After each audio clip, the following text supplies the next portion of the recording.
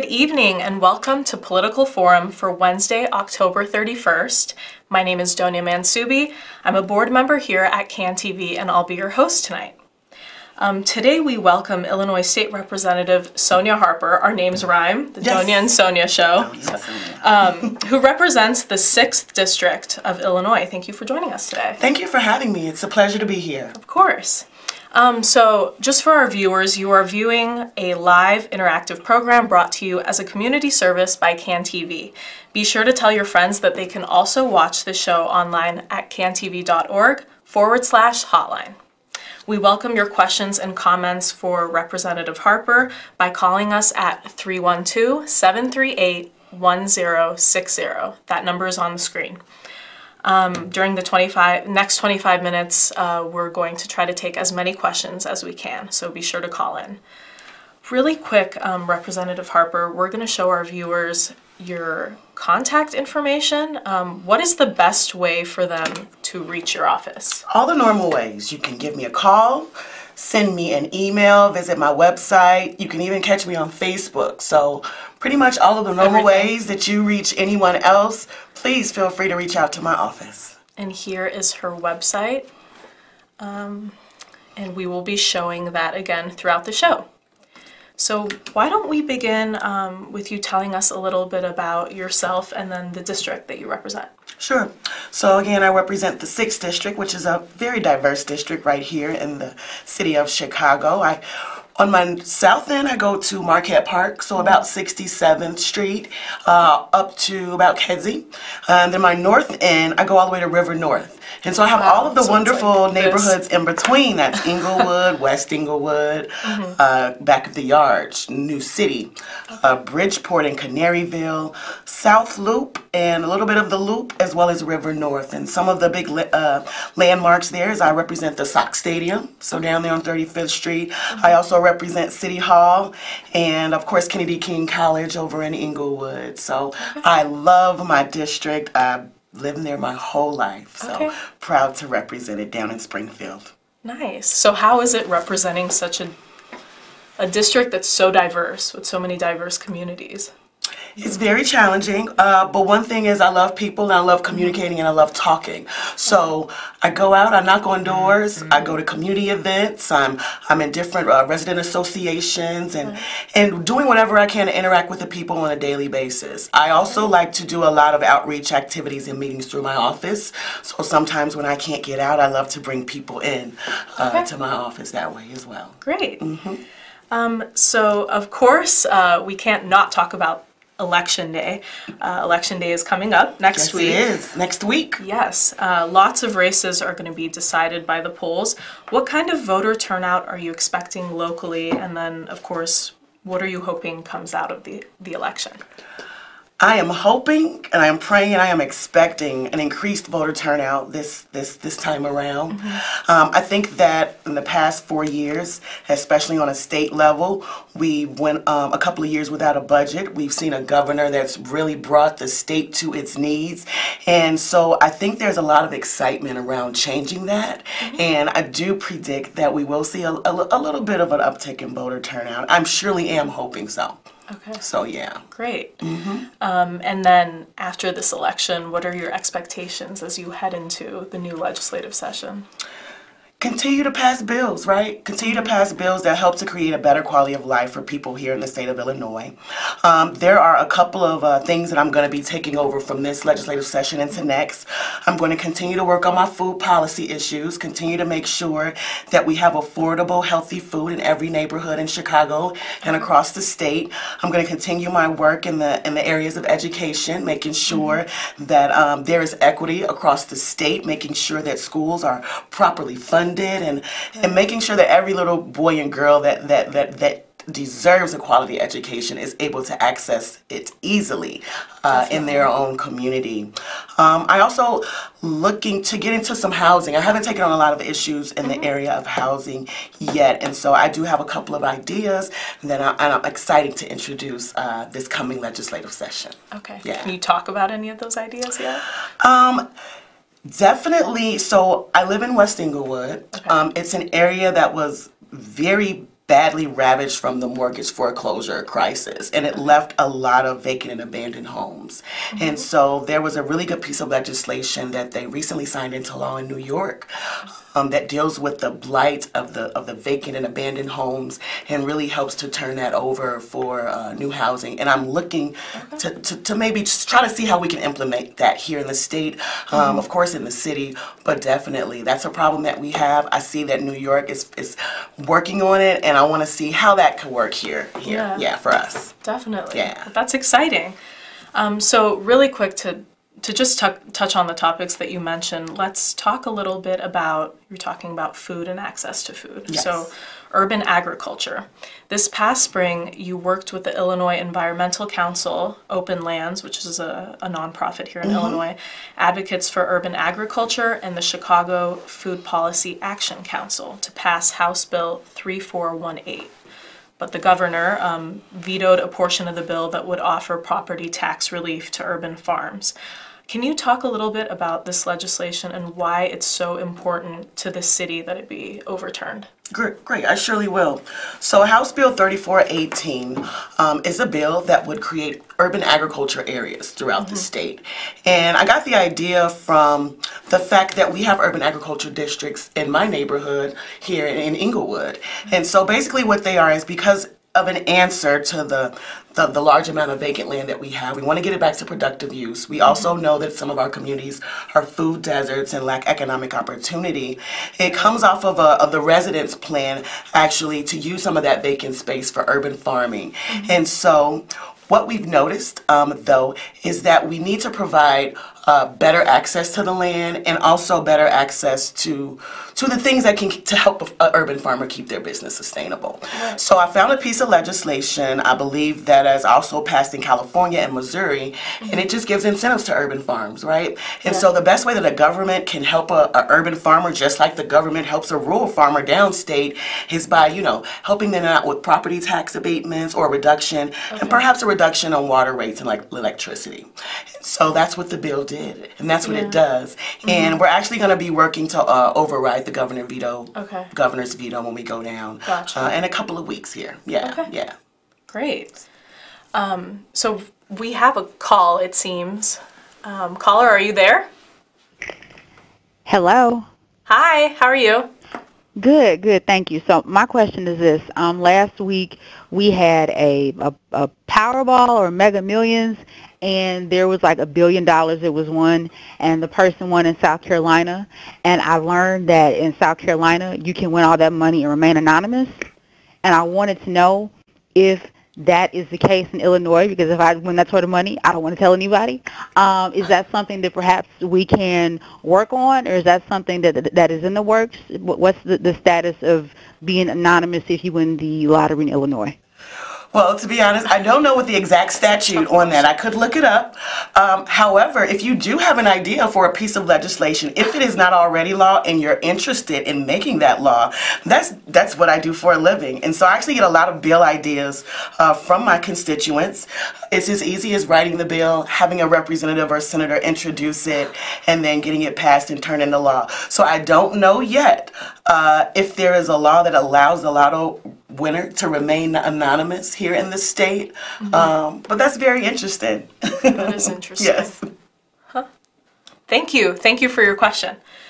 Going back to recently passed bills, we talked a little bit about agriculture, food, farming. Let's talk a little bit about public education issues in the city. Yes, ma'am. And you can, of course, expand more on the topic, but the one that I recently know about is that you, along with State Senator Maddie Hunter, passed legislation which requires Chicago public schools to provide more long-term planning to improve community schools. And from what I understand, this came as a response to the sudden announcement last December of several CPS schools in your district. Can you tell us a little about what happened and then what's going on now? So yes, December 1st of last year, I was at Harper High School, and I was invited there because the students were going to be having some type of presentation.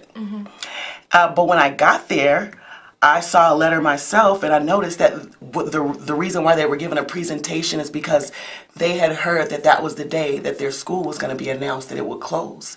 And not close sometime down the road, but close like that school year. And not only did the kids at Harper High School, where I was that day, got that notice, but also the kids at John Hope High School, the kids at Robeson, and the kids at Team Inglewood. And those are pretty much all of the high schools that are that my constituents go to in my neighborhood, in my community of Greater Inglewood, that is comprised of two neighborhoods, Inglewood and West Inglewood. At the same time, there was an announcement to close a very high-performing school in the north end of my district, in the South Loop, called National Teachers Academy. And so between those two situations, they really caught me and Senator Hunter off guard. Again, we've been in at that point we had been in Springfield with no break for the past 2 years trying to pass a budget, and then we also had been down there passing school funding. We totally reformed the way that we fund schools in the state, specifically because we knew that we had schools with the highest amount of needs. So we came home excited to know that we had got the school funding formula together, that we had got the budget together, but then got slapped in the face with, oh, you're going to lose all of your schools. So to me, this happened without you knowing. This happened without us knowing. It happened without any input from us on any level. And so that part hurt. It hurt as an elected official, you know, that represents this population, that I wasn't brought in on the discussion of of the decision to close all of my high schools. However, I also saw that as an opportunity to really hone in on my community and really amplify their voice on that issue. And so I was almost scared, like, okay, well, I didn't know. A lot of people in the community know. And I began knocking on doors simply to find out, number one, do you know the schools are closing? And number two, how do you feel about that? To my shock, when that announcement happened and when things were happening, no one in the community really knew about it. It was on the news, it was everywhere, but the regular everyday resident didn't know. And that's the part that hurt me, right? It isn't so much the decision to close schools, but the decision to not bring in community or to not bring in all of the elected officials in the conversation. So, long story short, fast forward to this year, myself and another parent from the Inglewood community who was also a fierce social justice advocate, her name is Cecile Carroll, she works with an organization called Blocks Together, came up with a piece of legislation that would make it harder for CPS to close schools. And so basically what that means is that, specifically what the bill would do is it would put more supports for under-enrolled schools. And so one of the big reasons, right, for citing that these schools should be closed is underutilization or under-enrollment. And my biggest thing as well, kind of as a sidebar, well, what caused the under-enrollment, right? And if you look at the numbers and if you look at the paperwork and if you just listen to the voices of the students and parents and teachers, you will see that CPS actually helped to manufacture the crisis that we have today, whether it was opening up charter schools next to these struggling schools, whether it was taking out the wonderful wraparound programming that they had, or just not providing the funding for those specific schools. And so basically, again, back to the bill, it provides supports for those under-enrolled schools. But what I love about it the most, because of this issue of, as a state legislator, I get to send money to Chicago for the schools, but then I have no idea which school gets what's money, right? We give this big pot of money to the mayor, is really who we give it to, right? Because in Chicago, we don't have an elected school board. The mayor runs the schools, the mayor runs the police. So we pretty much give this big pot of money to the mayor. And the mayor gets to decide what schools, right? And for every dollar that CPS spends on a white school, they're only spending 30 cents on a black school. While schools on the north side are getting gyms and annexes and high-tech laboratories, they're simply just painting over the lead in our schools. And so This bill was really personal to me, and of course definitely. personal to my community. And I am happy to say that it wasn't just a legislative effort that we had to employ, but also a community organizing and ground level the effort that we had to employ in order for community's true voice to be heard. And so I am happy that CPS listened, and they decided to hold off the school closings for a couple of years. Oh, they did? Right? Okay. And but kind of in a phase-out deal. Yeah. I'm still claiming that we're not closing all of those schools, and we're going to be able to save at least one of them. But I think that this bill helps us to really go about a new process. Okay. Of including community in on the planning process of their own schools, but also providing more transparency on the budget and helping folks see where their dollars are really going. Definitely. Yeah. So how did the students and community members feel when they found out?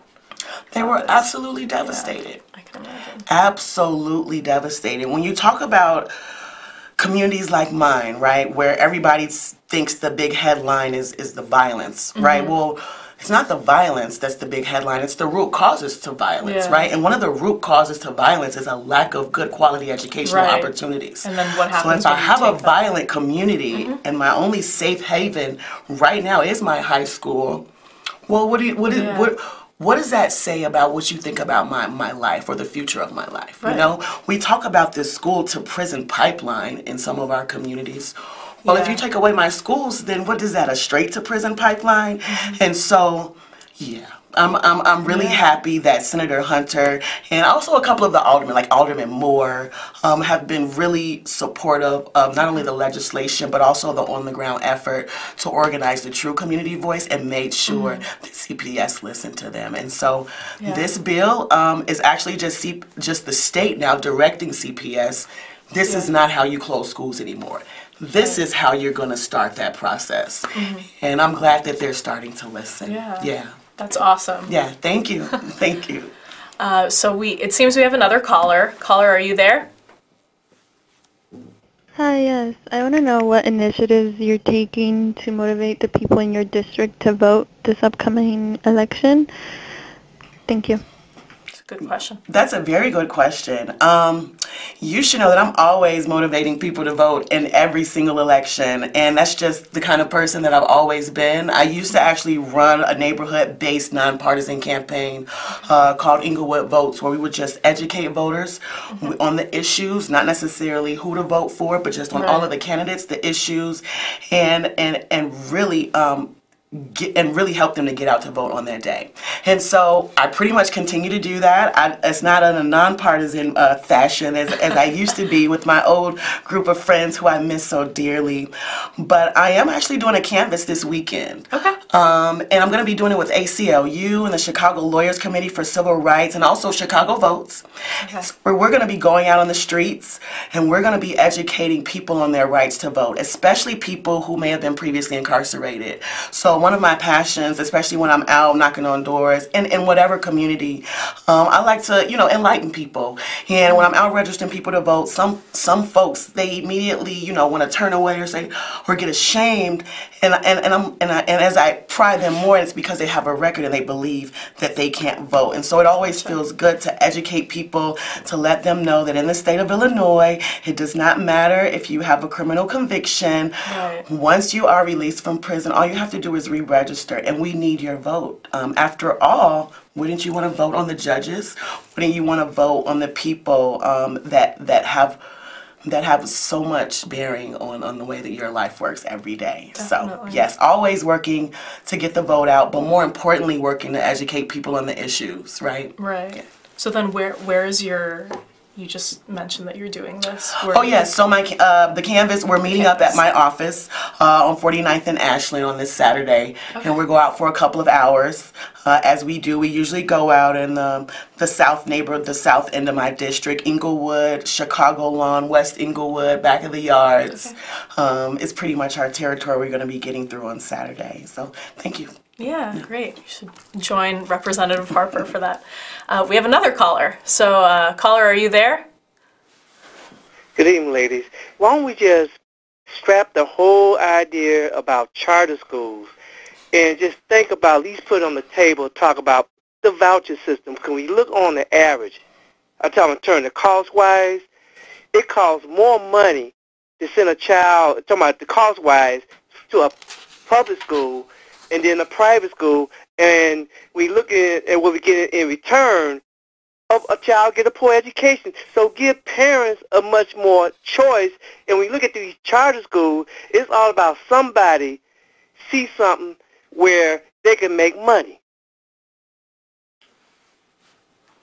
Well, thank you so much for that. Thank you so much for your comments.